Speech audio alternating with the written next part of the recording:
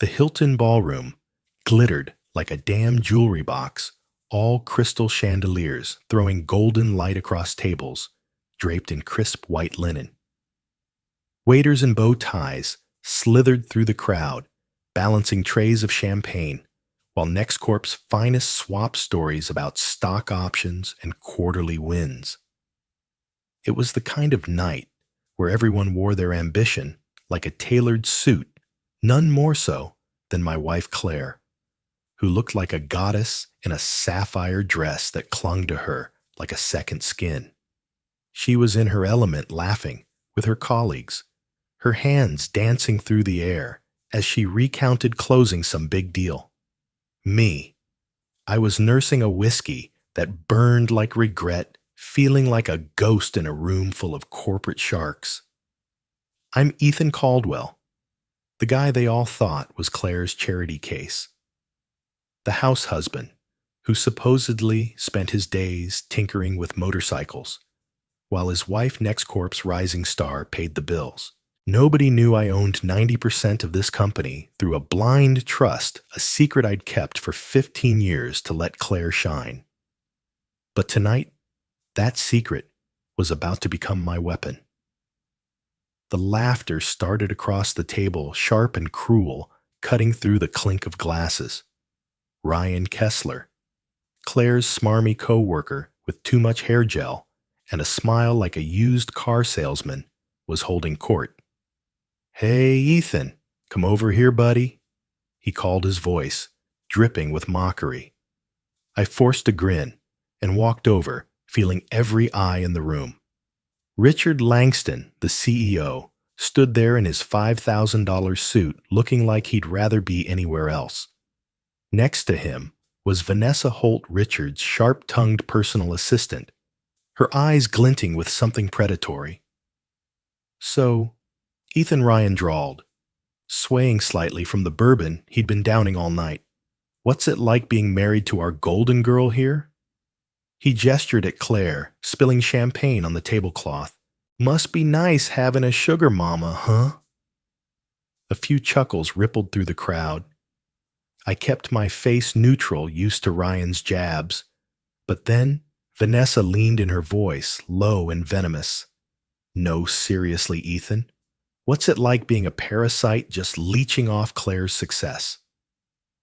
The room erupted in laughter, a sound that hit me like a sledgehammer to the chest. Claire, standing beside me, didn't flinch.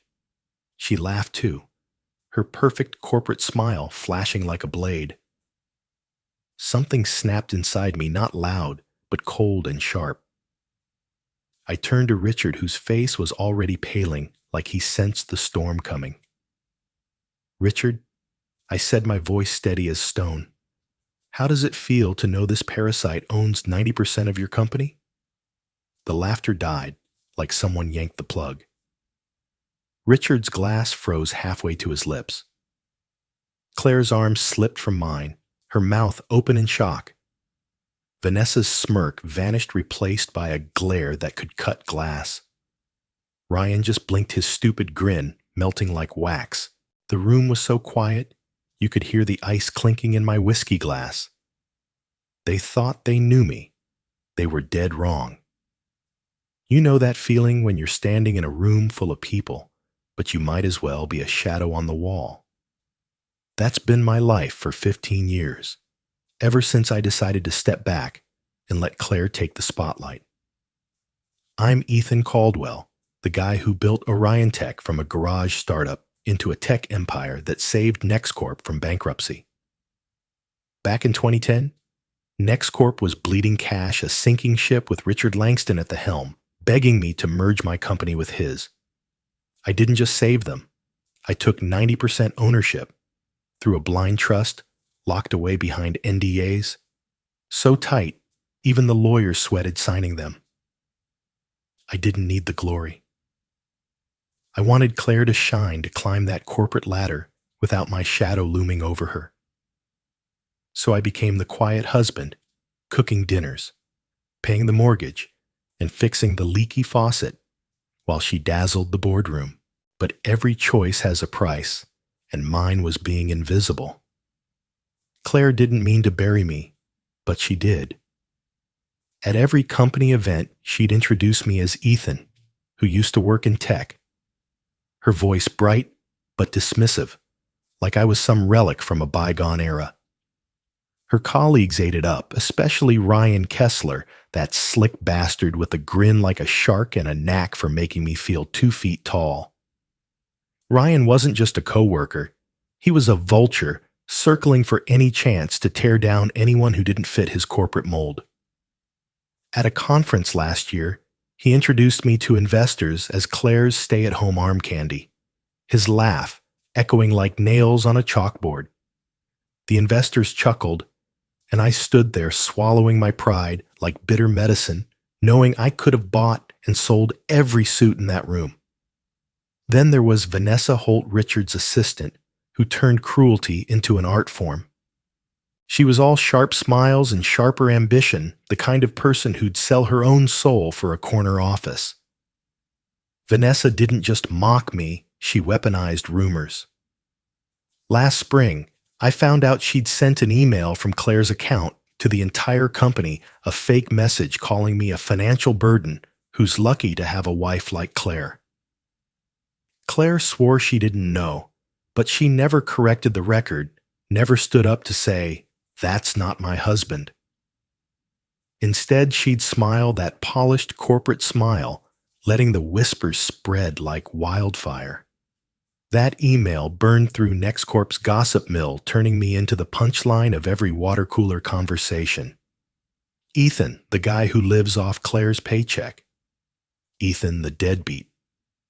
Each jab was a cut slicing away at my dignity. Richard knew the truth about my ownership, but he played along, letting Ryan and Vanessa run their mouths to keep his own hands clean. He'd built a toxic kingdom at NextCorp, where loyalty meant kissing up and talent meant nothing if you didn't play the game. I saw it in the way they overlooked people like Sarah Nguyen, a brilliant engineer who got passed over for promotions because she didn't golf with the boys' club. I saw it in the way Ryan and Vanessa flaunted their power, throwing lavish client dinners that were really just excuses to pad their expense accounts. And I felt it every time Claire laughed off their insults, her eyes avoiding mine like she was ashamed of the man she married. The worst part, I let it happen. For 15 years, I bit my tongue, thinking love meant staying silent. I cooked Claire's favorite pasta while she worked, late handled the bills she never wanted to touch, and told myself it was enough. But every laugh, every whispered rumor, every time Claire called me, retired with that condescending lilt, it piled up like bricks on my chest. Last night, at that Hilton ballroom, when Ryan called me a parasite and Vanessa piled on, when Claire's laugh joined the chorus, something broke. Not my heart, my patience. I wasn't just Ethan, the invisible husband. I was Ethan Caldwell, the man who owned their world, and I was done playing nice. The silence in the Hilton ballroom was deafening, like the air had been sucked out of the room after I dropped the bomb about owning 90% of NextCorp. Ryan Kessler's smug grin froze his champagne glass, tilting in his hand, like he'd forgotten how to hold it. Vanessa Holt's eyes narrowed her smirk, twisting into something venomous, like a snake ready to strike. Richard Langston, the CEO, who'd known my secret all along, looked like he'd seen a ghost, his face pale as the linen tablecloth. And Claire, my wife of 15 years, just stared at me, her sapphire dress suddenly looking too tight, her corporate smile shattered. The laughter that had cut me like a blade seconds ago was gone, replaced by a tension so thick you could choke on it. Ryan recovered first, letting out a forced laugh that sounded like a dying engine. "Nice one, Ethan." He said, his voice loud enough to draw eyes from nearby tables. "What's next? You gonna tell us you're secretly a billionaire?" He turned to the crowd, expecting them to laugh with him. Vanessa leaned in, her voice dripping with acid. Yeah, Ethan, save the fairy tales for someone who cares. You're embarrassing Claire with this nonsense. The room stayed quiet, but a few nervous chuckles flickered. I looked at Claire, waiting for her to say anything to shut them down. Instead, she grabbed my arm and pulled me toward a corner of the ballroom, her heels clicking like gunfire on the marble floor. Ethan, what the hell was that? She hissed, her eyes flashing with panic and anger. You can't just say stuff like that. This is my company, my career. You're making me look like a fool. Her words hit like a punch to the gut. Not an apology, not a defense of her husband, but a scolding, like I was a kid who'd spilled juice on her perfect life. Your company, I said, my voice low, but sharp. Claire, you laughed when they called me a parasite. You stood there and let them tear me apart. And now you're worried about your reputation. She opened her mouth, but no words came out, just a flicker of guilt she quickly buried under that corporate mask. I turned to leave, but something stopped me. A hushed conversation filtering through the crowd. I edged closer to a hallway near the bar where Ryan and Vanessa were whispering like conspirators in a bad spy movie. He's bluffing, Ryan muttered, his voice slurred from too many drinks. No way that loser owns anything. We've got the construction contracts locked down, $5 million and counting. He'll never know. Vanessa nodded, her smile cold as ice. Richard's too spineless to snitch. And Claire, she's too busy playing Queen Bee to notice her company's bleeding cash. My blood ran cold. $5 million siphoned through fake contracts with Ryan's cousin's construction firm. They weren't just mocking me, they were stealing from the company I built. Later that night, in the dim light of my home office, I found something worse. Tucked in a locked drawer behind years of tax returns was a file I'd buried after the Orion Tech merger. It wasn't just financials.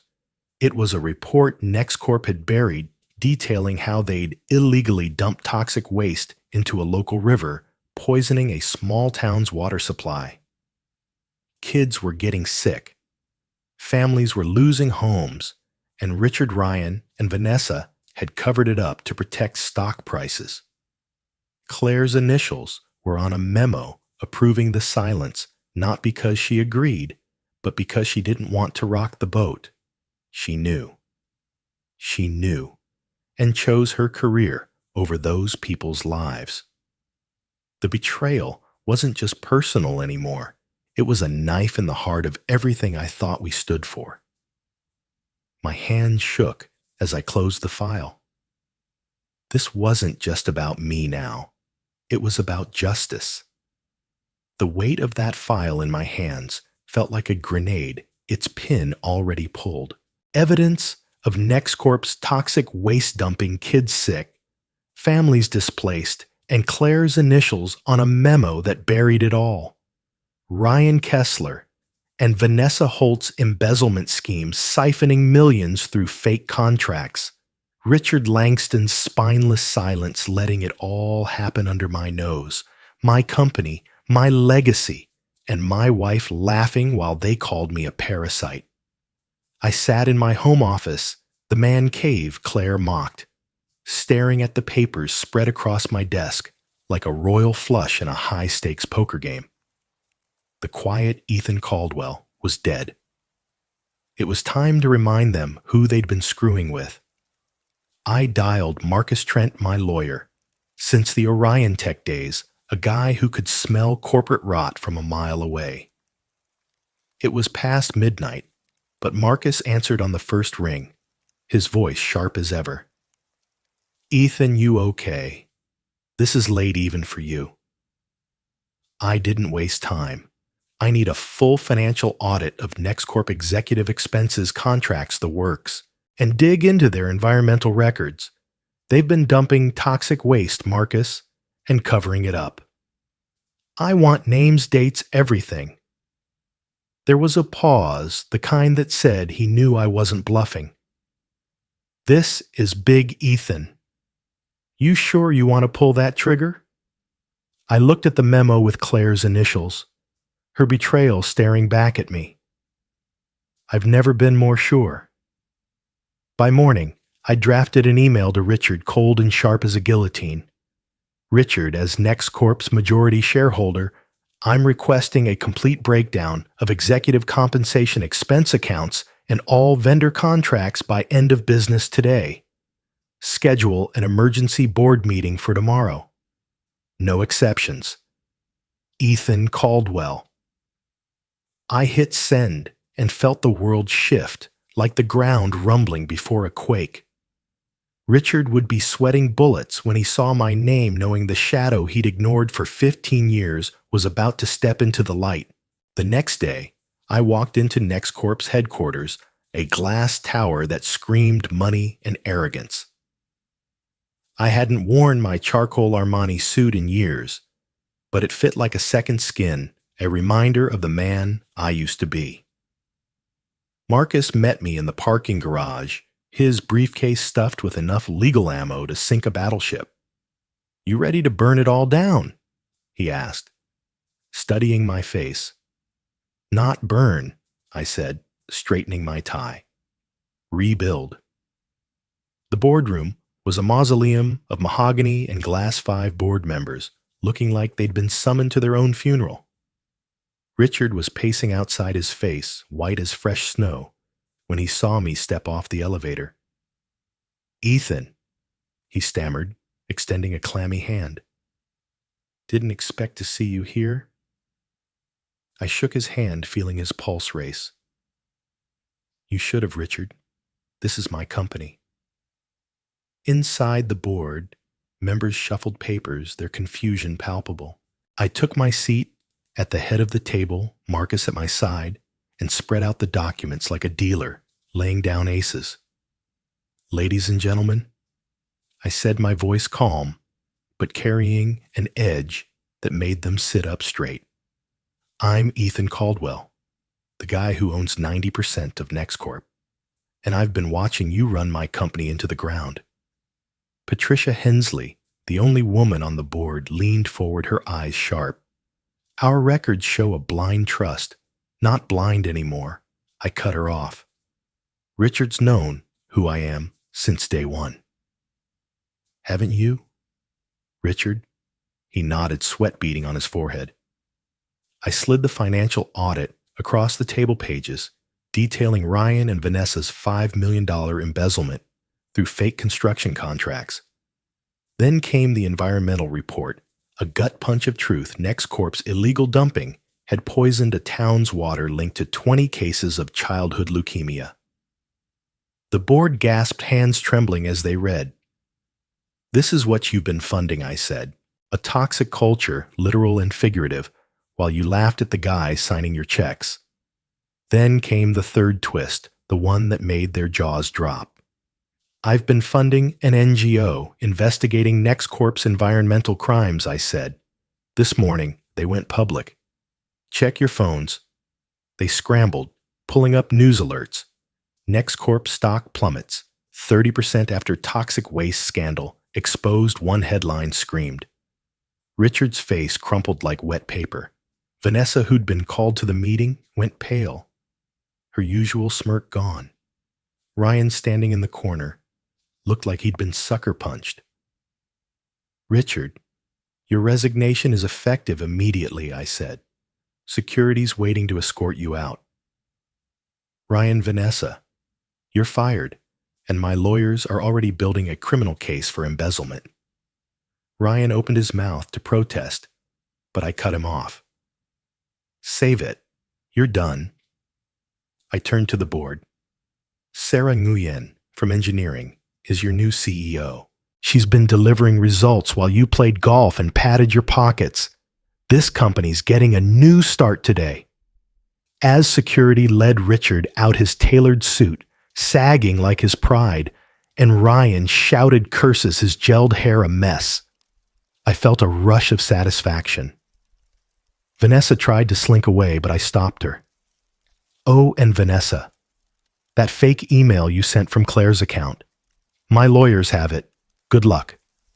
The boardroom was chaos whispers, phones buzzing, the sound of a corporate empire cracking. I stood at the window, the city skyline stretching below, and knew this was just the beginning. NextCorp was mine again, and I wasn't hiding anymore. I walked into our house, the silence heavier than the chaos I'd left at NextCorp's headquarters. The boardroom showdown had flipped the game. Richard was out. Ryan and Vanessa were facing criminal charges, and Sarah Nguyen was already tearing down the toxic empire they'd built. But the real battle was waiting for me in our living room, where Claire paced like a caged panther, her sapphire dress swapped for a wrinkled blazer and mascara-streaked cheeks. The air crackled with her fury, like a storm about to break. I'd spent 15 years playing the invisible husband, but tonight Claire was about to face the man she'd never really known. She spun on me the second I stepped through the door, her voice sharp enough to cut glass. "Ethan, you humiliated me." She screamed, her hands flailing like she could claw back her perfect corporate image. "Everyone at NextCorp is whispering that I didn't even know my own husband. They think I'm a liar or an idiot or both. Do you have any idea what you've done to my career?" I loosened my tie, hung my Armani jacket on a chair, and let her words wash over me like acid rain. "Which bothers you more, Claire?" I asked, my voice calm but cold. "That they're talking about you, or that you laughed when they called me a parasite?" Her mouth opened, then closed like a fish gasping on dry land. "That's not fair," she stammered, but the fire in her eyes was flickering. It was just office banter. Ethan Ryan was drunk. Vanessa was being her usual self. What was I supposed to do? Start a fight at a company dinner? I sat on the couch, watching her pace her heels, stabbing the hardwood floor. "You were supposed to stand up for me," I said, each word heavy as a brick. "You were supposed to tell Ryan to shut his mouth. Tell Vanessa her lies were trash. You were supposed to act like you knew who you married." Claire's face crumpled, but not with guilt, with desperation. "I didn't know, Ethan," she wailed, collapsing onto the couch, her perfect hair falling loose. "You never told me you owned NextCorp. You let me think you were just retired, living off investments, fixing the damn sink while I worked my ass off." Her voice broke, but then she kept going, and that's when the knife twisted deeper. "I found out about the toxic waste cover-up last year. Vanessa tried to pull me into their scheme, but I said no. I didn't report it because I couldn't risk my career. You don't get it, Ethan. I had to protect what I built." The room spun for a second, her words like a sucker punch. She knew about the poisoned water, the sick kids, the ruined lives, and chose silence to save her precious reputation. "You protected yourself," I said, my voice barely above a whisper. "You let a town suffer, let Ryan and Vanessa steal millions, and laughed when they called your husband a leech." "Who are you, Claire?" She flinched, tears streaming now. But I wasn't done. "Here's something else you don't know," I said, standing my shadow falling over her like a verdict. "This morning, I transferred 50% of my NextCorp shares to a trust for the Caldwell Environmental Justice Foundation. It's funding cleanup for that town medical care for those kids. I did it to fix what you helped hide and to see if you'd still love me if I gave half my fortune away." Her eyes widened, shock replacing her tears. "You," what she whispered. "I wanted to know if you loved me, Claire, or just the life I gave you," I said. "And right now, I'm not sure there's a difference." She sobbed, curling into herself like a broken doll. "I'm sorry, Ethan. I didn't know." I looked at her, the woman I'd loved for 15 years, and felt nothing but exhaustion. You didn't want to know, I said. And that's the problem. I need time to decide if we're still a we at all. 3 months later, NextCorp wasn't the same company I'd walked away from that night. Sarah Nguyen hit the ground, running, turning a cesspool of greed into something that actually meant something. She opened the doors wide, literally and figuratively, holding town halls where employees could speak without fear, slashing bloated executive perks and redirecting funds to clean up the toxic mess NextCorp had left in that small town.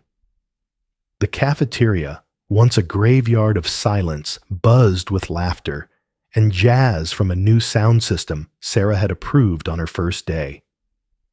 Walking those office floors, I saw people collaborating, not backstabbing, sharing ideas instead of hoarding power. It was like watching a phoenix rise from ashes I'd set ablaze. The lawsuits against Ryan and Vanessa fizzled fast. Faced with a mountain of evidence emails, bank records, fake contracts, they settled quietly, slinking off to obscurity. Ryan took a low-rent job in some nowhere firm in Arizona, probably still whining about being railroaded. Vanessa vanished her LinkedIn profile, as dead as her career. Richard, stripped of his golden parachute, was last seen selling his Porsche to cover legal fees.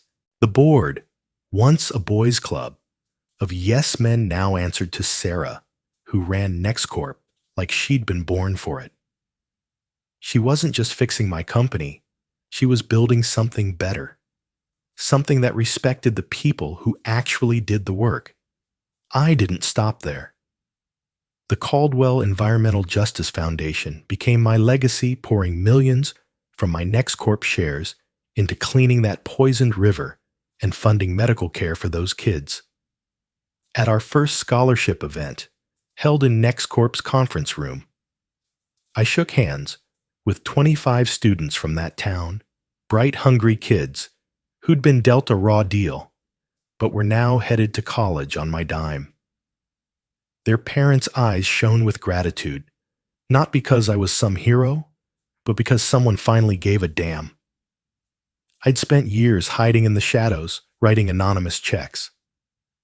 Now, I was Ethan Caldwell, the guy who showed up, who listened, who proved respect wasn't just a buzzword.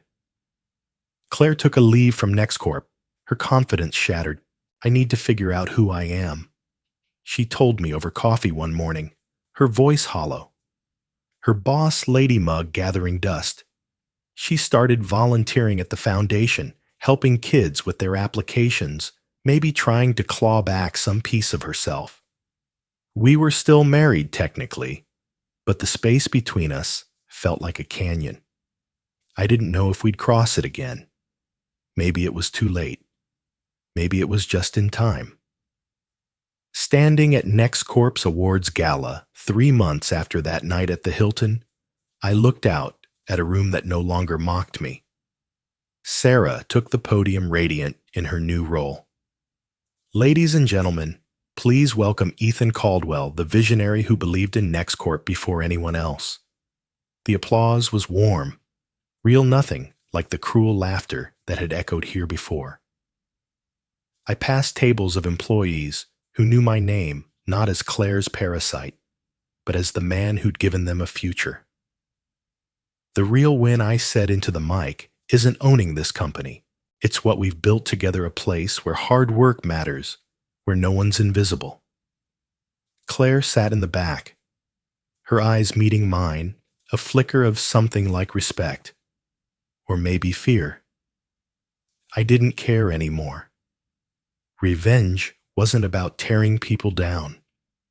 It was about building something better, a legacy that outlasted the laughter.